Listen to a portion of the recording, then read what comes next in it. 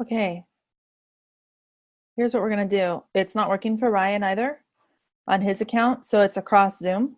So we're going to, I have a link. I'm going to invite everyone to the webinar, and they'll just come in on Zoom. It just won't be broadcast in Facebook. Okay. So Lisa, if you could be watching in Facebook to make sure people get the link, I'll put it in right now. I'll post it. Perfect. I'm going to change this too. All right. And I think it's the same link, right? Because I had to promote you guys. So yeah. Yes. Yeah. Okay. Guess we'll find out if everybody starts showing up with their faces onto the.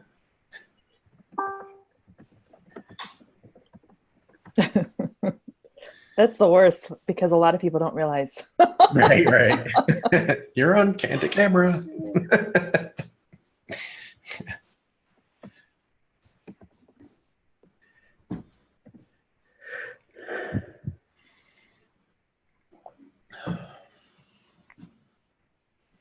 You want me to add that link to the post event? To the event? Yeah. Oh no, yeah. I said we're going live in a few minutes. I can add it to that post. Sure, go ahead. I'm going to post too. Just perfect.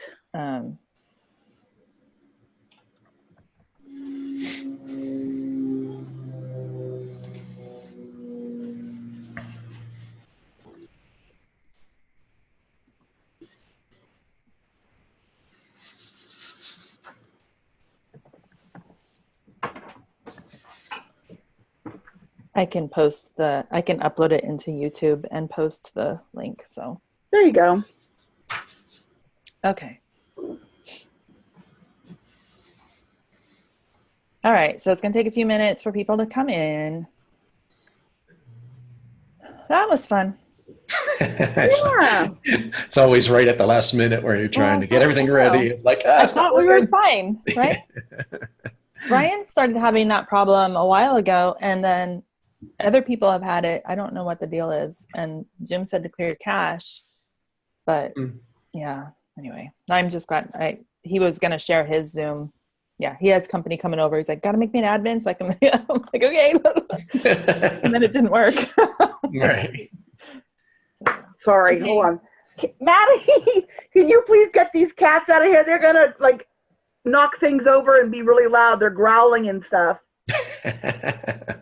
Whenever the weather gets crazy, I have 3 sibling cats, and the one brother just likes to beat the tar out of the other ones, and he's been chasing the girl around all morning, and now they're like on my bed.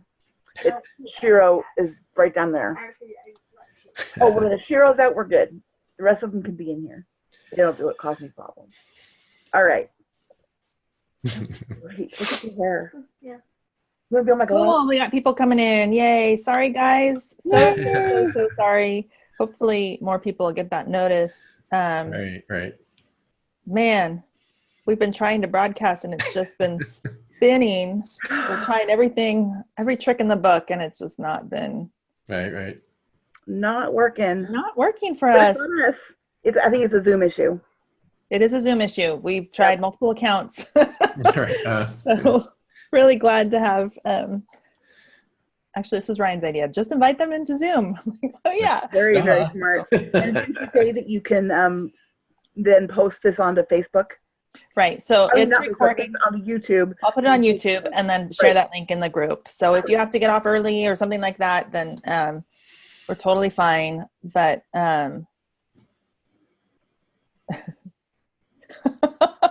David, you're watching 2 webinars at once?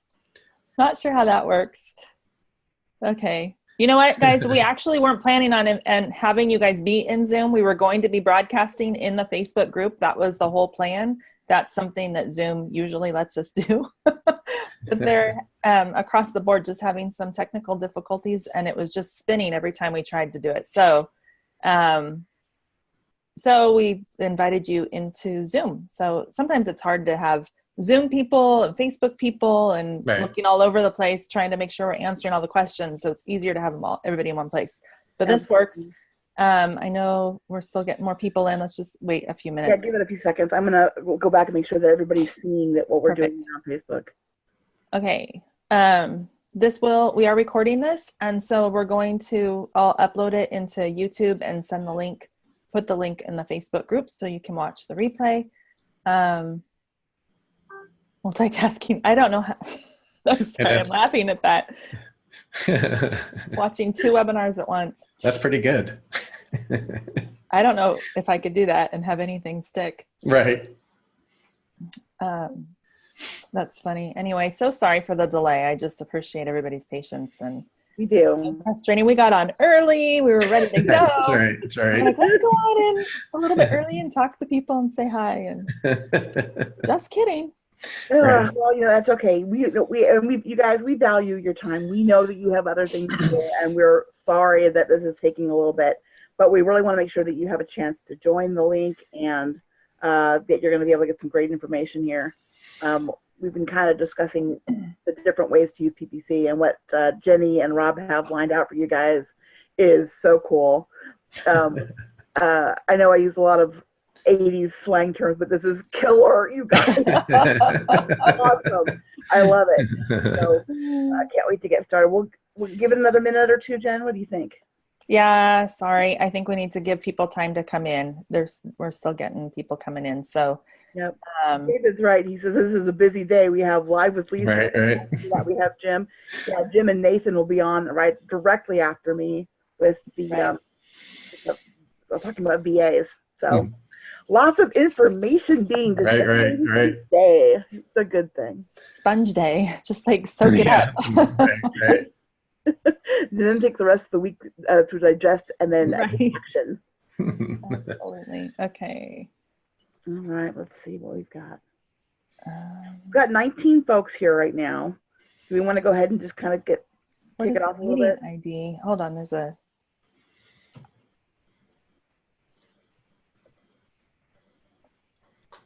I think the meeting ID is the last part of that link. Do you think so, Rob? Say that again. The last part of the Zoom link is the meeting ID? Yes, that's right. You can paste that directly into Zoom if you need it to. That's that 151570559. Yeah. Okay, 1517059. Hopefully I did that right. Okay. All right, how are we doing here? Okay, it's slowing down a little bit. So I think we'll be getting people as we go. Like I said, this is going to be, it is being recorded. And so I'll upload it into YouTube, and I will post that link in the Facebook group since we're not able to broadcast live in there. And but I appreciate you guys being flexible and jumping on. We just have, Zoom has been giving us, every time we tried to broadcast, it just would spin. So we've tried different accounts and everything. So I'm glad that we have this option to invite you guys to come in. Right. Why don't we go ahead and start? Okay. Well, guys, as you know, this is the Amazon Bundling Workshop. We like to give you as much bonus content as possible. And Rob and Jenny have graciously allowed us to kind of pick their brains a little bit when it comes to the pay-per-click advertising on Amazon. I've given you guys some information about how I use it. I like to use it to boost the listings that I already have. But if you guys are familiar with the PPI method that's in the Silent Sales Machine in the pack, this is kind of goes along those similar lines. This is using PPC to collect data. And that's not my strong point. I'm going to pass this over to Jenny, and Jenny will let you guys introduce you to Rob, and then we will go from there. Okay. Truth be told, this is not my strong point either, but that's why we have Rob here. So, but what we've done, if you guys are in the private label community at all, we've done a similar presentation there with Rob, and we've worked together to just really simplify how to teach sponsored ads and how to use them the way that PPI, like Lisa said, the way PPI works. So there was something else. Oh, just some housekeeping before we jump in. And that is because we're on Zoom. If you're not familiar with Zoom, there's 2 areas where you can post questions or comments. The chat is available to you, and it looks like most of you have found it, but I just want to say when you start typing in where it says type message here, right above that is a little pull down menu. And the default is to have it be just to panelists. So if that's set to panelists, and that means that just Rob and Lisa and I are seeing your comments, and it's a lot more fun to talk amongst yourselves. So make sure you pull that down and have it say to all panelists and attendees. So everybody sometimes will comment on something we see in the chat and realize, oh wait, we're the only ones who saw it. It doesn't make sense to everybody else. So, inside joke. So there's that. But if you have questions, there's also an area for questions, okay? And it's easier for us if you post them in the Q&A section. So somewhere on your screen, it changes depending on your system, I guess. I have no idea. But for me, it's on the bottom, and it says Q&A, and it looks like some file folders with a Q on it. That's where you want to post your questions because we're able to track them in the chat. Sometimes they get lost in the feed there. So we're happy to get to all your questions. There probably will, I would think there's going to be a lot, just because, not because the material is not covered well, but just because this can be a topic that is a little bit more difficult to understand or wrap your brain around. Right. But I do think that we've done a really good job here of simplifying it. And that's why we're calling it the ABCs of PPC. So your questions go in the Q&A. Somebody already posted. Yes, Juan, great question. So you can see this video later. It will take a little while. Give me about 24 hours to get it all processed, and I'll get it up in YouTube, and I will share that link in the Facebook group. So that's how you would find it. So there's another question. Nope, that's it. All right, cool. So chats, when in the chat area, talk amongst yourselves, answer questions that we ask there. Questions you have, great if you can get them into the Q&A. Jenny, real quick, I'm sorry to interrupt. Do you think that we should turn off our videos so that when we put the screens up, we don't have all these little pictures of us like the Brady Bunch on the side? Or should we just go ahead and leave our video running? Just leave it on, because I have discovered that when this is recording to the cloud, it will just show whoever's speaking. Oh, okay, perfect. So we're good. I mean, if you want to turn yours off, you're fine. But yeah. All right. So whenever you're ready. Oh, I wanted to tell you just, I think real quick. So Rob, he's you did coaching under Abe, right? That's correct. Yep. And we've been working together for maybe almost a year. We started talking a year ago, but okay, kind of working together, well, about 9 months, I guess. So. Okay. So Rob is the brains behind a lot of research that he has great insight, a very easy way to explain things. He knows what he's talking about. He was coached by Abe. So, that's very true. So anyway, he's a great guy. Happy to have him here. Thank you, Rob, for joining us in the bundling group for sure. And anyway, so I'm excited to have you here and to answer a lot of questions we've been seeing in the group that we were like, well, let's get somebody in here who really can speak this language. That would be Rob. Yeah. So I'll Thanks, let Jenny. you're welcome. I'll let you share your screen. And let me share. So you guys seeing it? Okay. Yep. Yes. All right. So I'm just going to go to this next one. So I don't know who's supposed to be talking now, but we already kind of did our intros. Yeah. So here's that. Yeah, that's us. We're here. So I think Jenny, you were supposed to take. I'll kick off this. So yeah. Yep. Okay. So just to kick off and to try to simplify this whole thing, we talk about PPC, we talk about PPI, we could make up a whole bunch of PP something. Right. all these different acronyms that start with proven and so what in the world is PPC? That actually isn't a proven. The first P there does not stand for proven. Yeah, that's right. It stands for pay per click, which is also we use the term sponsored ads. Okay, that's the same thing. And so basically it's an ad that you create and it displays when there's keywords that you tie to your ad that are searched for. Okay. So you designate the keywords that are tied to your ad. And when customers type that in, your ad comes up. And then when a potential customer clicks on it, they see your ad, they click on it. you are charged a per click fee. So that's why it's pay per click. Okay. So that's the basics, but we wanted to kind of show you visually how this works. So There you go. you're good. I'm driving here, so yeah, sorry. You're driving. Yep, we're good. So basically here, this is like, I'm showing my cursor and you can't even see it because I'm not sharing my screen. So tell me where you're going to hit. Keyword? No, right. A little to the left, a little, no. So basically those are the customers, the green people there.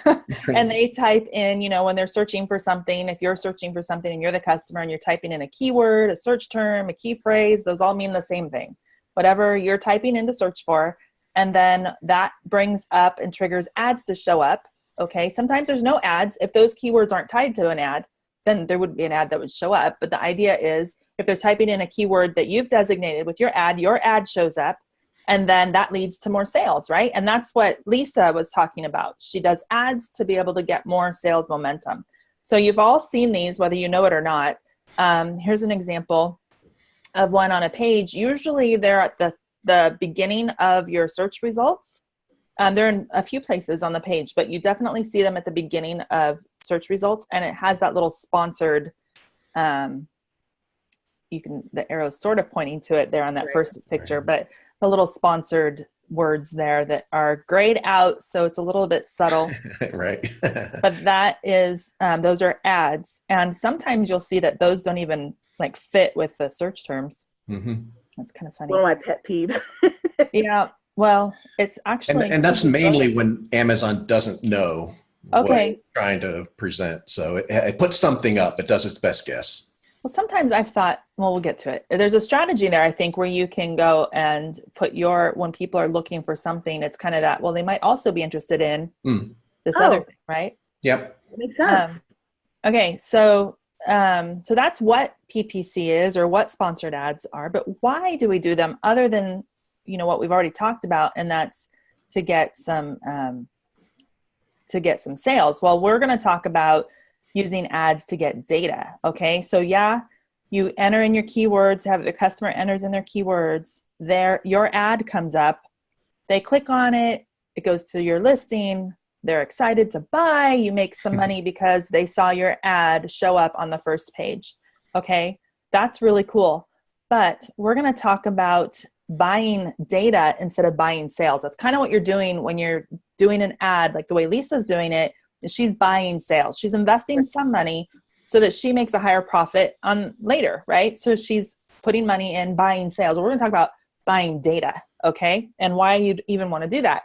So here's this picture again. So we've got the keywords, the search terms are pointing towards an ad, and up towards the top, there's the sales, okay? But if we're going to go and buy data, our ad will actually give us data, okay? It'll give us information about the customers that's very valuable. And then we'll use that information, that's our knowledge, and that will help us take action, which means we're able to make better decisions. We can optimize our listing better, and it gives us new opportunities, which can lead to even more sales and more profit than if we just did it for sales on the front end. Does that make sense? Mm-hmm. I'm going to make sure that we're good here. Okay, so that's the purpose of buying data. That's why we would want to do that. And so that is also the basis kind of the PPI, right? Mm-hmm. So then what they do is they take that and they find golden gaps, they optimize listings, all that. So the ABCs of PPC, this is as basic as we can make this very complicated. It's not hard. It's just, there's a lot of steps. There's a lot of stuff, moving parts here. Okay, so we've really tried to simplify it into this ABC. So the A is you're going to acquire keywords, okay? And we've already talked about this with in the bundling workshop. So I am assuming you guys have watched those. And if you remember, we talk about the two-step test, okay? The two-step test has to do with using it's actually kind of, well, I won't get into that. I'm sorry. The two-step test has to do with looking at the number of monthly sales and I am going blank. Go, Lisa. It's finding the minimum number of sales so that you've got sales velocity, but it's also making sure that you don't have a lot of competition on those keywords with the reviews. Right. So your seed keywords are the keywords that pass that two-step test that we teach for bundling. Okay, those are what we call your seed keywords, and you're going to have 3 different types of keywords that you are acquiring. Okay, the way that the way that we find those, like we did a rabbit trail over the shoulder type of a thing. Right. You can get seed keywords that way, and then we use tools. Okay.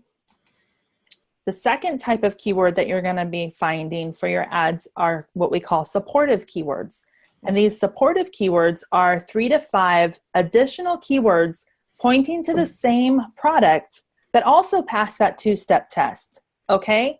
So if you have like, and remember, we're looking at just one item in your bundle. Okay. I know we're talking about bundling, but you really only have to have, you can focus in on your primary product for this. Okay. You don't have to do it for the whole bundle. You can, because you can get more keywords by having the other products in there, but I just wanted to point that out. So an example is like assorted buttons. So you can go, this is the Amazon search expander. Is that right? Yeah. Suggestion. Isn't Suggestion. Suggestion. I always forget what it's actually called. It's a free Chrome extension that sits on Chrome, and it expands the Amazon suggestions. And we've talked about this before. This is really valuable when Amazon's saying, hey, customers are searching for this and they're searching for this. We don't know the volume, but we know people are searching for that. And so that's the place to start. So if you're doing like assorted buttons, you might look for, some of these other keywords that could point to, assorted buttons for crafts, maybe, that type of thing. Another way to do it is, I'm just going to use this as an example. I don't remember if this was in the workshop or not, but something like the craft sticks.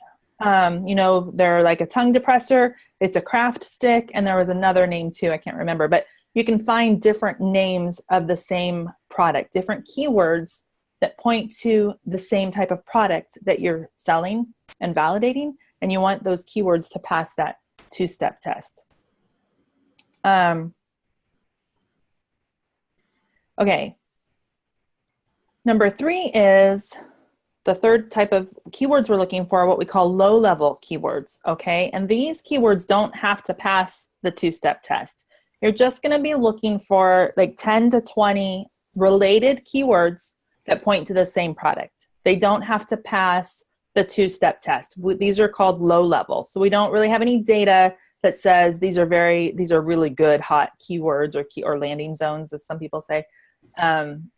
These are your low level. Okay. So we've got our seed keywords, which is the keyword single. It's our first phrase that our primary key phrase that our bundle will be around.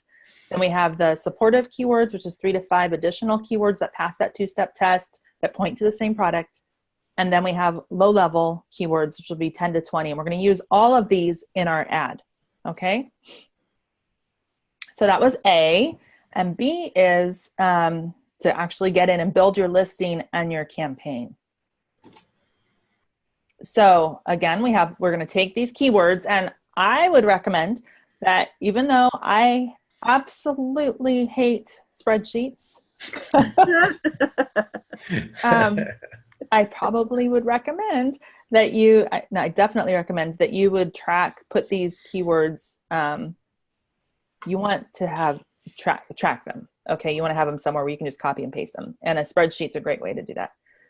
Okay. So you're going to take those keywords to create your listing. And then you're going to also use those keywords to set up your ads within a budget. Okay. Let me just say something really quick. We're going to dig into this deeper on the last half of this webinar. That's where Rob's going to jump in and he's going to go through step by step. Okay. So it might look like I'm just zipping through. I just want to give you, this is the big picture, and then we're going to dig deeper. Okay. So we're going to create our listing from the keywords, and then we're going to use the keywords to set up our ads within a budget. Okay. You don't have to spend a ton of money here. And then third, we're going to run the sponsored ads for 7 days, and then we're going to collect data. Okay. And Rob's going to go a whole lot deeper into all of that. So that was just real quick. We're looking at our ABCs. We're acquiring keywords. Then we're building our listing and campaign with those keywords. Then C is we're going to choose our next doable steps. So that basically is looking at the data. Sorry about that. Looking at the data after 7 days and interpreting it and deciding, what am I going to do with it, right? So if we go back to our handy dandy graphic, we've got, remember, our keywords, okay, point to the ad that our customers see.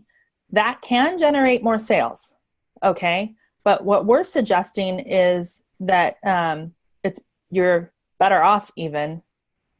You have a better return and have more opportunity for higher profits if you actually are doing it for the data. Okay, so you collect that data, you gather knowledge, and then when we're on the C, we're deciding what to do. Can you go to the next slide? We're making better decisions, we're optimizing, and we have new opportunities that we can find. So you can see how this ABC fits through on the overlay with the graphic. Yep. All right, I zipped through that. But I know you're going to go deeper. I want to know, are there any questions? How we doing? How are you guys doing? I think I didn't see any. So that's either everybody's asleep already or I've been trying to keep up watching Q&A and on the chat, so I think we're okay. Okay.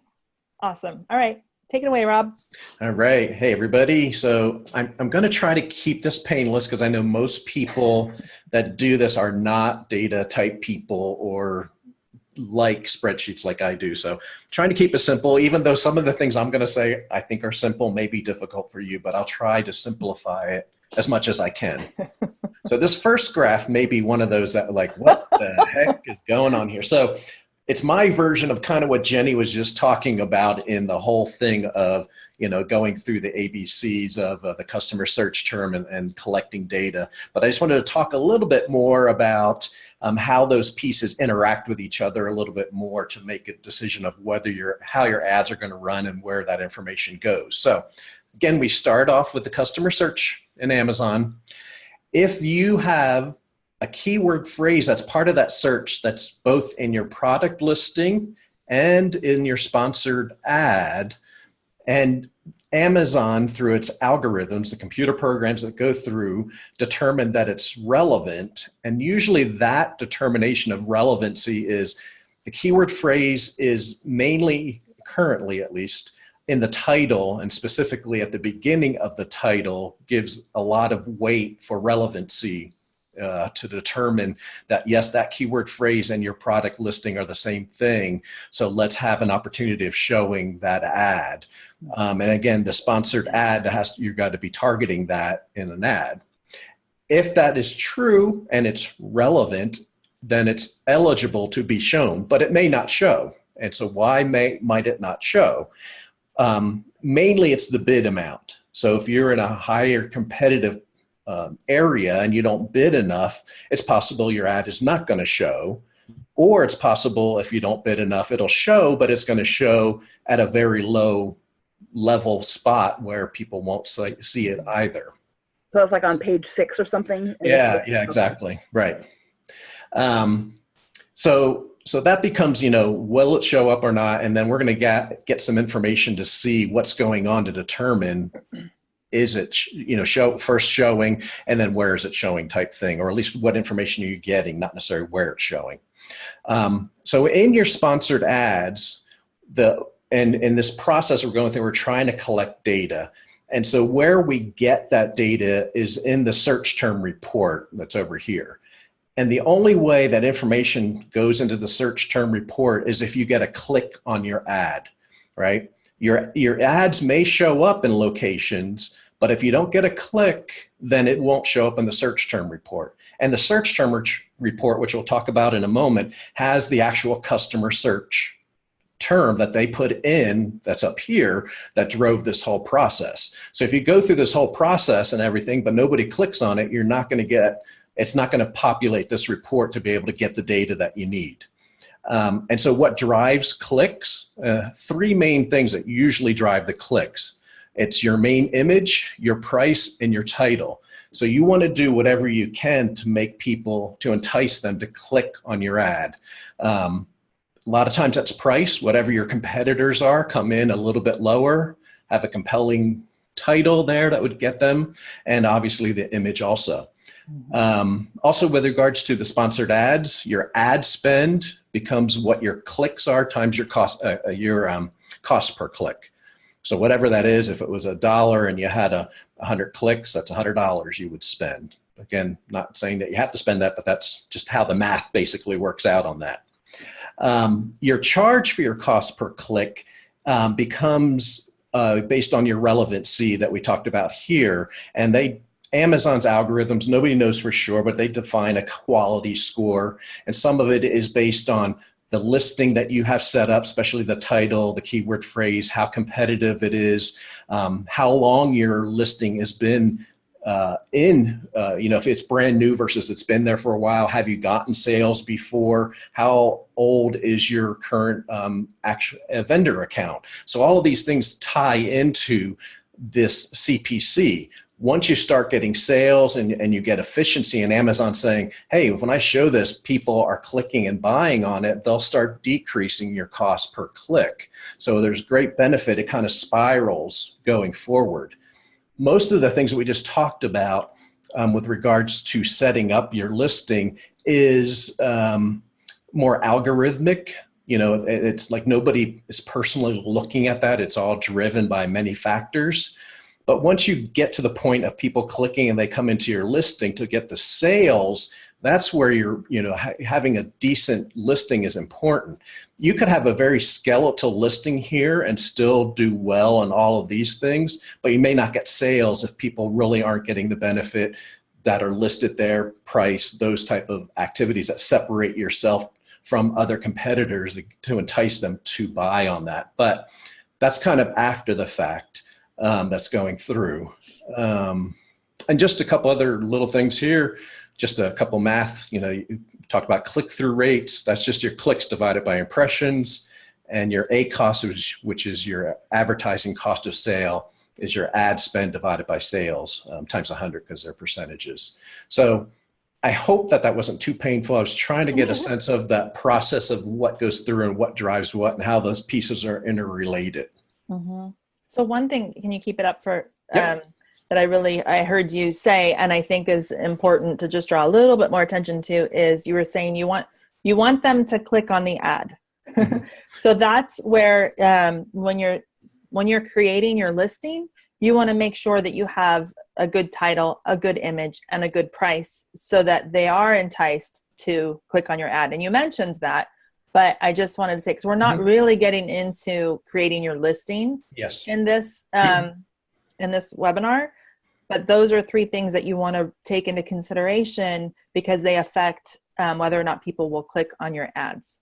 Yes.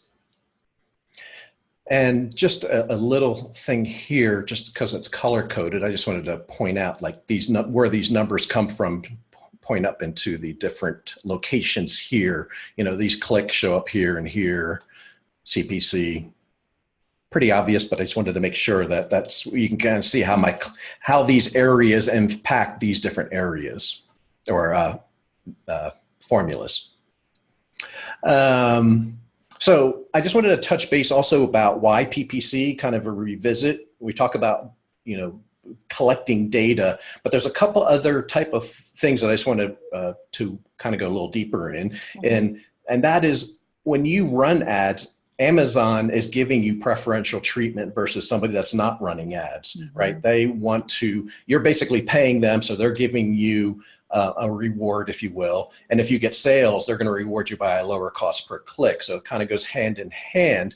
But the biggest thing that when you run ads, the benefit of it is, if you ever look at any listings that are there when you do a search result, there's always a spot at the very top, and other locations too, but at the very top above the number 1 position that a person can run a sponsored ad, right?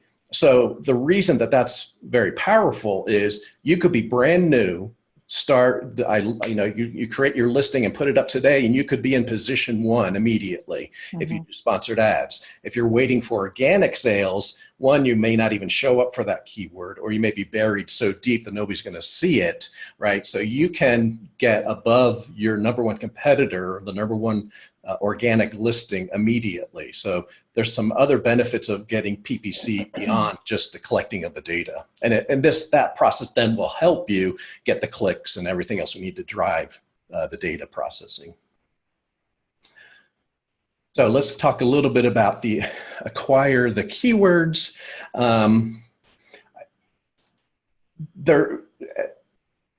There's many different ways we talked about getting, running sponsored ads. One is sales as a focus, data collection, and even outside that, if you look at different groups that talk about sponsored ads and many different things, the things that we talk about here may be in conflict with some of those things. And I just wanted to say that we're trying to align what we're teaching so that it gets aligned with what we're teaching and how we're promoting the sponsored ads. Some other groups, some other processes may not be in alignment with how we're processing it. So if you're seeing some confliction of results or what you hear, that may be some of the reasons why, number one. And then two, there's two basic processes to start out. One is as a strategy. One is you can do a lot of upfront work, do a data analysis, try to get a lot of keywords and do a lot of work upfront using tools to really find high opportunity keywords. And a lot of people get stuck on that. Either it's just not their forte, or they just get, just so far in the weeds that they really never take action. And the other option is to do a little upfront work and then let Amazon tell us which way to go, to try to make sure that you take action. And that's really our ultimate point here. We're trying to define this is like, there's two different ways we could have went when we were going through this process. We said, let's just get 3 to 5 keywords that pass that two-step test that you guys have for the bundling. And let's just get that and let's throw it to Amazon and let them tell us what the next step should be. So let's see. So that was the acquire. I just wanted to add a little additional more to those acquiring. And now we're going to talk about building the campaign. And what we're going to do, talk about creating 4 total campaigns. I know that may sound like a lot, but I'm going to go through it pretty quick. And you'll have the slides to go back to if you need. But most of the steps are very redundant. We're going to make some small little tweaks between them. But once you create one, the others go pretty quick. Let me see, I think there was something else I wanted to make comment on that. Of the manual campaigns that we're going to do an exact match, a phrase match, and a broad match. And I just wanted to, and an auto. I just wanted to touch base just real quickly on those 3 different types of strategies for targeting keywords. The exact match is just like it sounds. It's an exact search. So if we use that example from before, assorted buttons, if you have that and you're targeting an exact match, the only way your ad is eligible to show up is if they type in exactly assorted buttons, nothing else. Phrase match means it has to have assorted buttons in that phrase just like it is, but other words can be put in front or behind it. Like one of the examples of the other words we found was assorted buttons for sewing. That was more of a phrase match compared to that exact match. And broad is, it has to have those 2 words, assorted and buttons. The order could be different. Words can be placed in between, before, after. And the reason that we're trying to do that, use both phrase and broad, is to find more data around the seed keyword. And we'll talk a little bit about the auto campaign, where they're coming back with ideas that maybe we didn't even think about when we did our original research. So the whole process we're setting up is how much more data can we get that supports the seed keyword and the product that we're trying to test and build, and which ones give us the best performance. So let's go through, build an exact match manual campaign. And I'm going to go through this pretty quick, but again, feel free to reach out to me if you have questions, and if you don't get the steps, but I don't want to spend a lot of time in the details here, but really talk about how the process goes through collecting the data. And you guys will be getting the slides. We'll post the slides up. So this is real step-by-step with great screenshots. And I think that's going to be very valuable to have as a PDF to be able to scroll through. So in Amazon, you go into Seller Central, it'll say advertising, but you go in there, choose all campaigns, or I think it says all campaigns, but you choose the campaign side. Forget the very top part. But once you're in there, under campaigns here, you click create campaign. You have two options, sponsored products or sponsored brands. We're going to choose sponsored products. You're going to just click continue there. And this is high level what we're going to do. We're going to create a campaign with the name seed, whatever your seed keyword name is, and the word exact. And this is for our reference only, just so, and I'll show you how that will be later. And we're not going to put an end date, and we're going to specify a daily budget.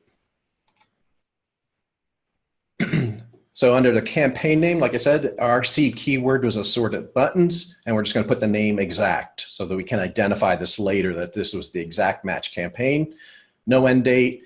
The budget here is, I'm using an example of $30. You have to figure out what's best for you. But as you see here on the right, it says most campaigns with a budget over 30 run throughout the day. So if you only could afford $20 or $10, it means you'll probably run through your budget before the day ends, which means that it'll just take longer to collect all the data. But you just have to put what works best for you. And then you would choose manual targeting.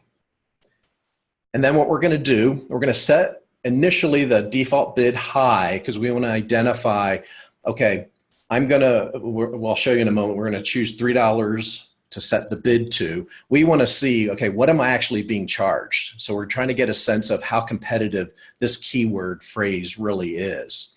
We're going to select exact for the match type, paste in the keywords, and then click add keywords. So here under settings, you can put whatever ad group name you want to call it. I just called it ad group 1. You're going to go and find the bundle that you want to target, whether it's search or just scroll through here, click add. This is something relatively new in Amazon. If you haven't created a campaign since January 1st, they have 3 different options that allows you more flexibility in the bidding process. But the default is the way it used to be. Dynamic bids down only, and it just tells you that they may lower the bid if it doesn't feel like you're going to convert for a sale. And it basically says here, highlighted, any campaigns created before January 2019 use this setting. So this is the way it's always been done. I'm actually looking at ways we can talk about different strategies using these different bidding processes to help later on. But for right now, you just have to choose the dynamic bids and set a default bid. This is another option that's a little new for targeting. This is the way it was done before, just keyword targeting. It does have the ability to do product targeting, but that's more advanced, so I'm not going to talk about that today. And then, so what you do when you go down to the keywords, and all of these, it says scroll down because it's one long page, so you just keep scrolling down to the different sections. Under keywords, it defaults to suggested, so you have to click enter keywords, choose the match type exact. It defaults to broad initially, so change that. These were all the keywords we identified from the beginning. Paste those in. We're going to click add keywords. And then it'll say, as you scroll down, yes, 5 keywords are added, exact match. This is the bid amount for each of them. Don't need to put in any negative keywords at this point. Scroll to the bottom and click launch campaign. And at that point, that campaign is completed and will be going. What we're going to do now is create 2 more campaigns, 2 more manual campaigns, a broad and a phrase. And again, as I said before, now it's going to be very repetitive what we did before. We're going to call the campaign names with your seed keyword plus phrase and seed keyword with broad. No end date and your daily budget. So again, this looks very similar as before. We're going to do assorted buttons with the word phrase in there, no end date, whatever budget you have, target, a manual targeting. Again, you would repeat this once you complete it and just come in here and put broad instead of phrase. On these, we're going to do a lower dollar amount. We're going to select the phrase or broad for match type, put in the original keywords, and then you're going to click add the keywords in. That's the high level overview. The only difference here, you select this one again, but we're going to do a default bid of $2 for phrase and broad match. Once you've gone through all three, you're going to pause all three campaigns so they don't start running yet. So now we've created the three campaigns, and we're now going to create an auto campaign. And as I said before, we're running the phrase and broad match to get some additional words around our seed keyword. We're going to run the auto campaign to find some additional keywords that are related to assorted buttons, but we didn't think about or we're not targeting initially in our campaign. So we're going to let Amazon give us some information back. It's also a way with the auto campaigns to see, does Amazon really recognize what our product is? Are they showing your ads? Are you getting clicks for keywords that are related to your seed keyword? If not, then you have to do a different evaluation or adjustments, I should say, to your listing to make sure that what you're seeing for clicks is related to your product. Another quick thing, and we'll address this in a moment, it's not uncommon when you start out with an auto campaign, especially the first 24, 48 hours, to blow through your budget almost immediately. But there are strategies, which we'll talk about in a second, how you can lessen that and keep reducing that, budget suck through your money every day. And I think that's it on that. How are we doing so far, Jen? Any questions? I don't hear you. You want me to unmute myself so you can? That would help. I think everybody's good. No questions. Okay, perfect. I just asked, you guys good? Still awake? Good. Okay, perfect. I just wanted to make sure. Perfect. Okay. So let's move on to creating the auto campaign. And just like before, we're going to create a campaign with the seed keyword and the word auto. No end date. Set a daily budget. We're going to select automatic targeting this time. And I don't have any slides that set it, but we're going to set the bid amount to be $3 as we did for the exact match. So again, looks very similar. Sorted buttons, auto, no end date, your budget, and this time you just keep it at the default, which is automatic targeting. You just scroll to the bottom. There's really nothing else to select through that, or just the very basic stuff that we already talked about. And because you don't have to enter keywords here since it's an automatic, and then launch that campaign. Once that's done, we're going to pause all the campaigns, and just to give you a little reference of what that looks like. This is on the page here, you want to toggle this little slider here so that it's gray and it'll say here paused.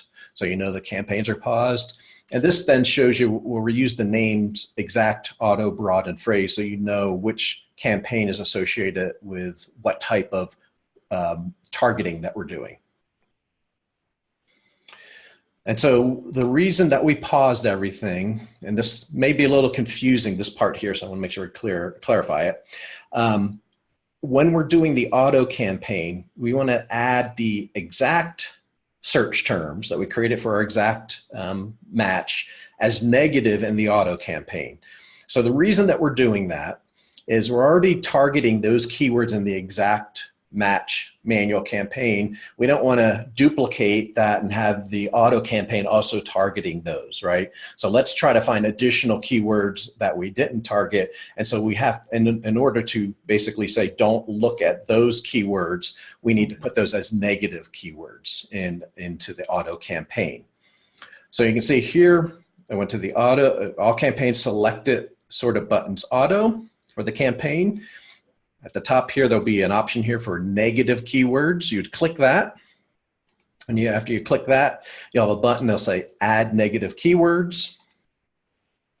We're going to paste in the original keywords that we found as negative exact in the auto campaign here, and then click add. So that'll look very similar. Add negative keywords. We're going to make sure there's two types, negative phrase and negative exact. We're going to do negative exact. Paste them in that we chose before, add the keywords, and as before, it'll show keywords added as a negative exact for those items, and then you click save. At this point, you've gone through, and that has how you create 3 manual campaigns in an auto campaign, hopefully relatively painless, and we're ready to go. And at this point, we're ready to say, let's enable all campaigns to be able to start collecting the data. And in order to do that, you take this little slider. We have a couple questions. Is this a good spot to? Yeah, you bet. We just finished up and now we're ready to go moving forward. Okay. So Patty asks, should we put back-end search terms in our PPC so it connects the ad to our product, or is that repetitive and taking up space and paying extra for PPC that we don't have to? The back end? Right. Is that what you said? Should we put back-end search terms, or is that repetitive? I'm sorry, is that in the... I'll read it just as she has Okay. it. Should we put back-end search terms in our PPC so it connects the PPC to our product? Or is that repetitive and taking up space and paying extra for PPC that we don't have to? I would say, especially at this phase, all we're trying to do is collect data, and I don't think you need to do any of the back-end search terms initially. Most of the time with the back-end search terms, why you put them there is they don't fit into the listing proper. And Right. They may be misspellings, foreign, those type of things that just don't normally naturally fit in there. But I wouldn't say you would need to target those at all right now. Okay. And then Pat asks, the non-auto campaigns, do they all use the same keywords? Yes. Ideally, you don't have to, but it's just easier. You really only need a subset of the main keywords, but it's just easier just to put them all in. And that's one of the reasons that we're using a lower price. Right. Is Amazon will then naturally go to the exact match first because it has a higher bid amount versus the phrase and the broad if they're kind of competing between the same keywords. Perfect. That's it. Okay. So now we have moved forward. Our campaigns are running. We've acquired the keywords, we've built the campaigns, and now we need to choose as part of our ABCs what the next steps are. So after 48 hours, and I would say maximally 48 hours, but you could do this within 24, you can review the search term report, which we'll show in a moment. And the items that we want to look for are keywords that are getting impressions and clicks but aren't relevant. And they're usually things that drain your budget quicker. And we want to put those in the auto campaign as a negative keyword. So we don't want to target that if it's not relevant and it's just, taking money away. That's why you want to check 24 to 48 hours. That's so right. Initially we said 7 days. That's for gathering your data, but don't just forget about it. You want to go in and check 24 to 48 hours. Yes, we're going to, as we'll talk about in a moment, but yeah, that's a good point because we're going to collect over a 7-day period, but we don't want to ignore it because we want to be able to restrict keywords that are just not getting us any real good data and focus on the ones that we are going through. But if you didn't, if you ignored this report over that period, you probably blow through your budget every day real quick and you wouldn't really get much data. So you want to do this every single day. And then the other thing we're going to look for, the first one we talked about is things that aren't relevant. Then we want to say, okay, what are relevant keywords that the auto campaign is telling us? These are part of the auto campaign right now. That are potential keywords that we didn't think about initially when we did our initial research that we may want to test further. So any relevant keyword with a cost per click less than $1.50 and at least 200 impressions, those are items that we want to do further testing on. And the way we're going to do that is in the auto it's kind of, you have to do a 2-step process. You want to take them out of the auto campaign and put them in the exact campaign. And the way to do that is you go to the auto campaign and you put those keywords in as negative keywords because you don't want to target them anymore in the auto. And then you want to go to the exact match campaign and you want to add them as keywords to target. So now I'm going to start targeting them in the exact and I not target them anymore in the auto. So the next page, and this one can get potentially confusing to people also, and hopefully I can walk you through it with the arrows and things, but this is an example of a search term report. And we're going to go into a little more specifics of those 2 items we just talked about, getting rid of items that aren't related and target items that are. So if we first look at the purple, I guess, or let's just go over the top line here of what you're going to see in the search term report. This gives you the date range that the report was running. This was the actual, even though it's blurred out, what the actual search term that the customer entered into the search bar. This tells you how many impressions you got for that search term, how many clicks you got, what the click-through rate was, which was just the number of clicks divided by impressions, your cost per click, and then your total spend, which was the number of clicks times your cost per click. Rob, can I just clarify? An impression is eyes on your listing, right? Doesn't mean they clicked on it. On your ad. Let's put it this way. It's on the page somewhere. Whether a person actually sees it's a different thing. Okay. But it's displayed on the page somewhere. But it is indexing, so correct. Yeah, that's correct. Yes, it is indexing. Amazon says, yes, I'm showing this ad on the page. Okay. We can never tell for sure if somebody sees it. Obviously, these number of people that clicked on it saw it, but other than that, yes. Right. Okay, I just wanted to clarify that, because that's something that's a good point. A lot of people get confused about. What is an impression? So Correct. Thank you. Yep. And that's why we also try to get to top of search position if possible, the number one spot above everything else, because that's how it's going to give you a higher chance of somebody seeing your ad, because if it's in the middle or the bottom, they may not scroll down to show it, even though Amazon's going to say that's an impression because they showed on that page. Mm-hmm. So as you're going through this, the things you want to look for, let's just start over here on the purple, anything that's in purple here is, and while this is subjective as in relevancy, I identified and I said, these have high impressions, they're not relevant or too general, and essentially I'm spending money on them for no reason at all because they're not going to help me. Mm-hmm. So I'm going to put those as negative keywords, the keywords that are searched here, into the auto campaign, put them as negative. And you can see it just as an example, this one particular or general type of keyword had 18,000 impressions, which was awesome, but it was $1.72 per click, and I spent almost $20 just on that one for one day on that one keyword, and it wasn't even relevant. So you want to get rid of that so to reduce the cost. The thing that so that's the first thing, get rid of things that aren't relevant to keep your budget in line. The second thing you want to do is to find those keywords that are relevant, that have at least 200 impressions and have a cost per click less than $1.50. You want to then take these and put those in your exact match. And the way you do that is you put them as a negative in the auto, because I don't want them to show in the auto anymore. And then now I want to start targeting them in the exact match.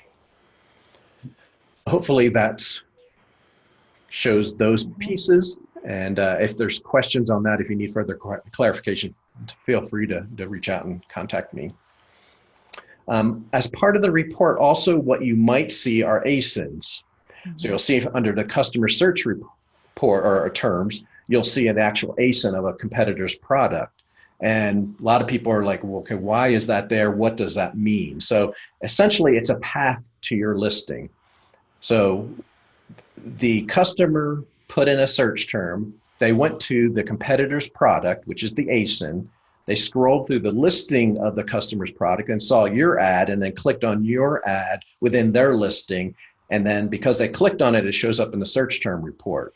Mm-hmm. We don't know what the original search term was, but at least we know they went to the competitors first and then yours. So the question is why? So there's many reasons why. It's very subjective, but you kind of want to open your eyes and kind of look at it and say, okay, why would, if you were in their shoes, if you went to the competitors and then went to yours, why did they do that?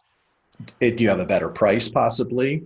Maybe you had a bundle versus they had a single product when they were searching for that keyword. Maybe it's the reverse. It was a bundle and they liked a single. If you were doing more of a private label type thing, maybe it gives multi-pack opportunities. You just have to, it's not anything that's like exact science. You're just kind of looking at it and trying to make an interpretation for potential opportunities. And this isn't something necessarily you have to do from day one. It's just more collect a list of them. And over time, maybe you can try and improve your listing, especially with conversions and other things by using this information. Mm-hmm. But I just want to mainly explain why it's there and what potentially you could do with it moving forward. Maria had a quick question for you. I don't know if this is a good time. She says, what guidelines do you recommend for determining the relevancy of the clicks? Example, what's the ratio of impressions to clicks? I guess that means the click-through rate. I would think so, yeah. The clicks over. So ideally, it's 5% is a great click-through rate at the low level number of keywords that we're targeting. So, I've seen other people say, well, if you get 0.5% for a click-through rate with clicks versus impressions, you're doing well. But a lot of times in those things, they're doing, hundreds and thousands of keywords. We're being very selective in what we're moving for. So I would say a 5% is something to target, but also realizing this whole process as we're going through it, our product listing isn't optimized yet. So it may be a lot higher than that. Even the same for the cost per clicks and the click-through rates. They may not meet what we want on the ACoS, but 5% is something that we're going for. Thank you. And so that's the ASINs. And the other thing is after 48 hours, you can drop the price from the auto campaign to $2 from $3. That'll save a lot of money. That's good. Yes, for sure. Now, this is another thing that I found accidentally. I don't see many people ever talk about this. I shouldn't say accidentally. I heard somebody else talking about it. And it's the whole thing. Claim it, Rob. It's, right. It's me. I did it. Nobody knows about it. It's secret. But, Rob's secret tip. That's right. But it's so important because under when you do the all campaigns, there's an advertising settings. And you have an option here. The very first option is says sponsored products budget cap global limit. It's off by default. If you enable that, whatever price you put in here. So for example, we had 4 campaigns. If you did $30 each, if you maximize every one for a day, that's $120, right? But if you came in here and said, max I want to pay is $30. Once 30 is hit for the day for all of your campaigns, that'll be it. And no more ads will show for the day until the next day comes along, which I think is midnight. That is huge. I have done that where I didn't know that was a setting. Yeah. And poof. Yep. Yeah, exactly. Surprise. Yeah. So, that's gold. Thank you. This is definitely something you want to do, especially if you're budget conscious and starting out initially. Once you get things going and you're getting sales on your ads and things, you don't want to restrict it, but starting out, it's a great thing to really keep that, a smaller amount until you start building up your listing and get the efficiency going. All right. So where are we? Okay, so 7 days, we've interpreted the data. So every day we've been looking at the search term report, refining it, adding keywords to the exact match that match the criteria, taking keywords out that don't. And we wanted to identify after the 7 days the best keywords. And these are the highest impressions with the lowest costs, which kind of makes sense, right?